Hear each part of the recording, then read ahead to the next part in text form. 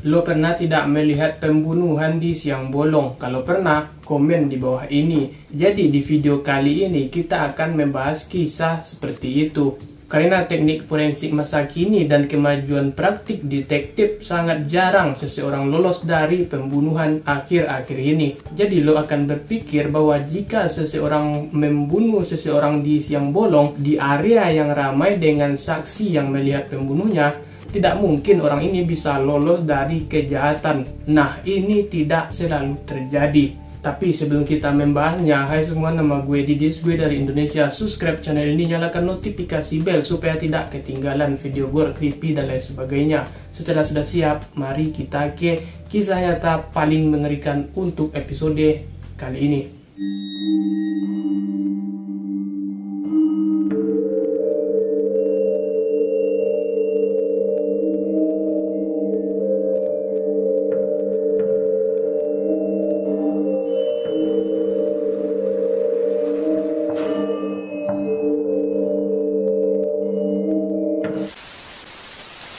Pada tanggal 12 Juni 2006 di California, hampir setiap pagi ada seorang pria berusia 72 tahun bernama Edward Palatelli atau dipanggil Eddie yang akan meninggalkan komplek pensiunnya di Cannon Country dan menjadi sukarelawan di restoran pizza dan pasta Mamma Mia di Stevenson Rex. Eddie telah bekerja di sana sebelum pensiun, tetapi dia suka membantu teman-temannya. Dia tiba di restoran untuk menyiapkan menu untuk hari itu. Diketahui restoran itu tidak buka sampai pukul 11 pagi, tetapi Eddie selalu ingin tiba di sana lebih awal untuk membuat saus tomat khas Italia miliknya sendiri. Eddie tinggal di komplek pensiunan bersama anjingnya yang dengan bercanda dia sering memanggilnya istri.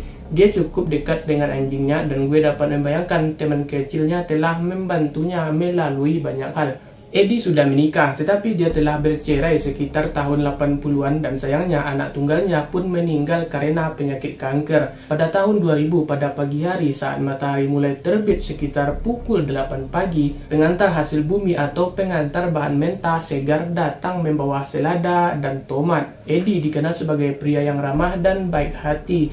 Jadi dia mengundang pengemudi pengantar itu untuk minum kopi dan mengobrol bersama.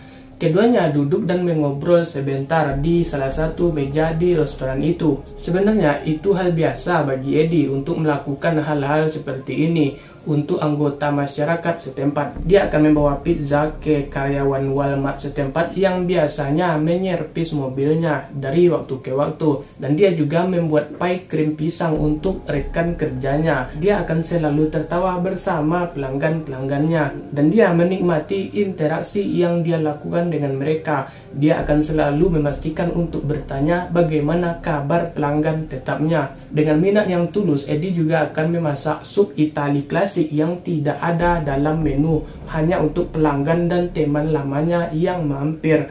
Dia adalah tipe orang yang sulit untuk tidak disukai, dan itu membuat rangkaian kejadian berikutnya pun semakin membingungkan. Setelah beberapa menit, pengemudi harus melanjutkan pengirimannya untuk hari itu. Jadi, dia menghabiskan kopinya dan melanjutkan perjalanannya. Sekitar pukul 8.30 pagi, Eddie sedang duduk sendirian di kursi yang sama tempat ia duduk tadi dan berbicara dengan seorang pengantar barang. Ketika tiba-tiba ada seorang misterius datang memasuki restoran melalui pintu depan yang tidak terkunci. Pria itu memegang parang di salah satu tangannya dan pistol di tangan lainnya. Pria itu mendekati Eddie dan memaksanya untuk ke dapur dan keluar melalui pintu yang mengarah ke gang di belakang restoran. Lalu pemilik restoran itu datang. Dia seorang pria bernama Anthony Spacito dan dia kebetulan tiba di restoran siap untuk memulai pekerjaan hariannya. Tetapi ketika dia berjalan ke dapur, dia melihat bahwa pintu menuju gang terbuka. Kemudian Anthony mendengar Eddie memohon kepada seseorang dengan mengatakan, "Jangan sakiti aku tidak punya apa-apa." Rekan kerja itu mengira Eddie hanya bercanda. Betapa salahnya dia. Dia segera menyadari bahwa ini bukanlah lelucon. Anthony terlalu takut untuk melewati pintu belakang, jadi dia berlari keluar dari restoran di sekitar bangunan di belakang gang. Di sana dia melihat seorang pria berdiri di sebelah Eddie dengan parang di tangannya. Eddie melihat Anthony berdiri di sana dan memohon bantuan, dan dia berteriak, "Tolong saya, dia mempunyai pistol." Eddie kemudian mencoba lari dari penyerang, tetapi sayangnya dia terlalu tua dan dia menderita masalah mobilitas. Dia tidak berhasil melarikan diri. Lalu penyerang itu meraih bagian belakang kemejanya dan melemparkan pria berusia 72 tahun itu ke tanah.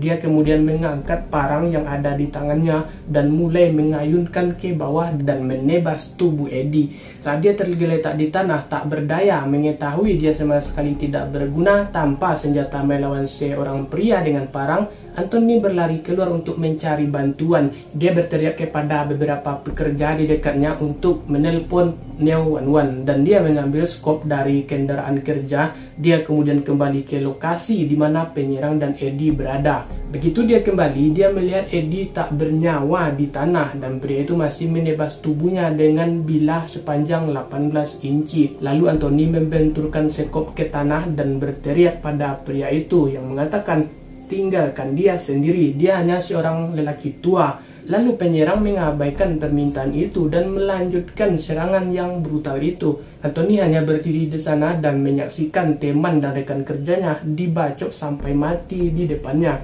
Kemudian lelaki itu berhenti, dia berjalan ke utara, keluar dari ujung gang, masuk ke mobil abu-abu dan melarikan diri dari tempat kejadian. Saksi mata kemudian memberitahu para penyelidik bahwa penyerang pergi dengan mobil station wagon J yang berwarna perak, tetapi sayangnya tidak ada seorang pun yang cukup dekat untuk melihat tersangka atau plat nomor kendaraan itu. Dan pada saat pembunuhan, mobil ini merupakan mobil yang cukup populer, yang berarti melacak mobil itu akan sangat sulit. Tetapi bukan tidak mungkin Eddie menderita luka di telinga kirinya dan jari-jarinya di tangan kanannya. Ketika dia mencoba untuk memblokir serangan, dia menderita beberapa luka tusuk di bagian dada bawah, perut bagian bawah, punggung bawah, dan luka tusuk vertikal di bagian tengah tubuh dan tulang dada. Pada saat para medis tiba di tempat kejadian, Eddie telah kehilangan lebih dari 1/4 darah di tubuhnya. Siapapun yang menyerang Eddie telah melakukannya dengan cara yang sangat kejam dan penuh perhitungan. Dan sayangnya Eddie dinyatakan meninggal di tempat kejadian. Tetapi apa masalahnya orang ini yang menyerang Eddie tanpa alasan yang jelas? Ataukah ini adalah serangan random? Mengapa pria ini menyerang Eddie dengan kekerasan seperti itu? Ketika dia memiliki senjata api, tentunya senjata api akan lebih cepat dan mudah dan jauh lebih efisien. Namun dia memilih senjata yang lebih brutal dan menyakitkan.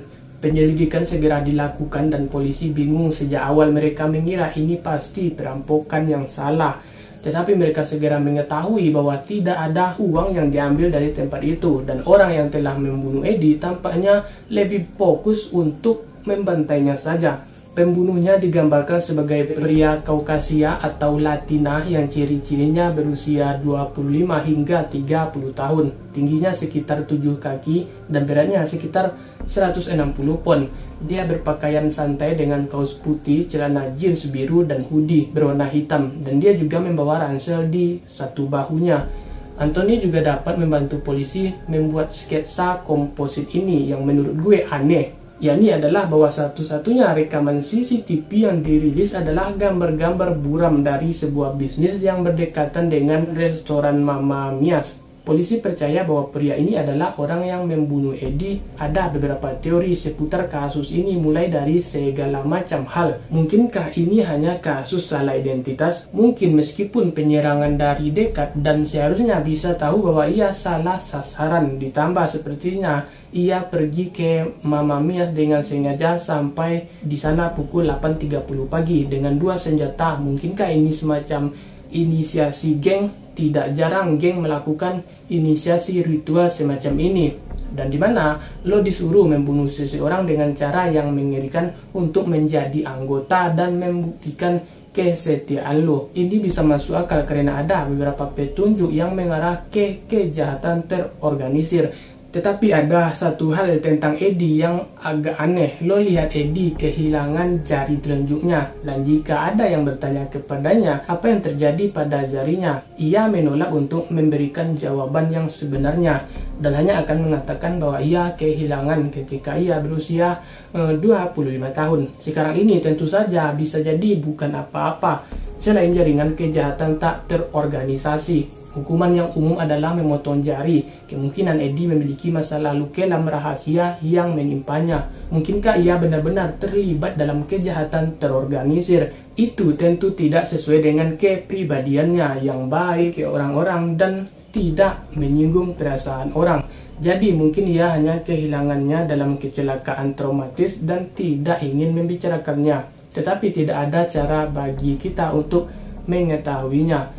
Sekarang beberapa orang bahkan berspekulasi bahwa ini bisa jadi perbuatan orang yang sakit mental yang mengalami ledakan kekerasan atau semacam gangguan mental yang serius, dan bahwa ini hanya tindakan kekerasan yang sepenuhnya acak. Hanya saja gue merasa bingung bahwa seseorang dapat melakukan ini di siang bolong tetapi masih juga lolos begitu saja. Di zaman pengawasan seorang teman Eddie bernama Tony Pano yang mengatakan dia telah mengenalnya selama lebih dari 20 tahun, dan ketika berbicara tentang teman dekatnya, dia menyatakan bahwa orang ini dapat membuat apa saja dari ketiadaan, dan ketika lo mencicipi makanannya, lo akan mati keenakan. Begitulah enaknya makanan si Eddie ini. Setelah pembunuhan terjadi, Tony membawa pulang makanan dari masakan pagi itu dengan tahu betul itu akan menjadi yang terakhir kalinya dia bisa memakan salah satu hidangan teman baiknya lagi, dan gue yakin dia menikmati setiap suapan.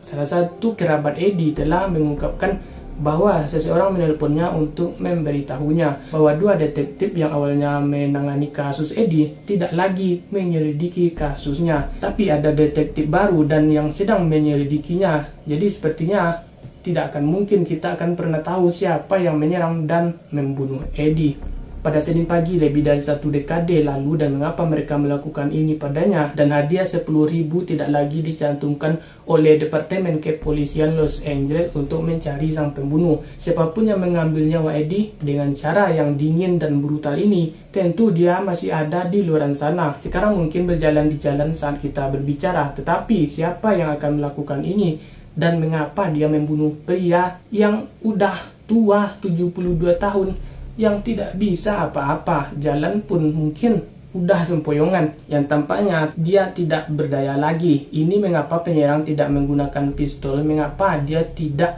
menyembunyikan wajahnya, dan mengapa Eddie mengatakan saya tidak punya apa-apa. Apa yang dimaksud dengan itu? Kasus ini hanya menimbulkan lebih banyak pertanyaan. Semakin kita memikirkannya dan semakin kita menyelidikinya, tetapi sayangnya kita mungkin tidak akan pernah tahu jawaban untuk semua itu, karena kasusnya telah menjadi dingin sampai saat ini. Jadi itu adalah kisah orang yang dibunuh di siang bolong, dan pembunuhnya pun masih menjadi misterius sampai dengan sekarang. Dan sampai jumpa di video selanjutnya, dan gue pamit di hadapan kalian semua, dan see you on the next video, and bye bye.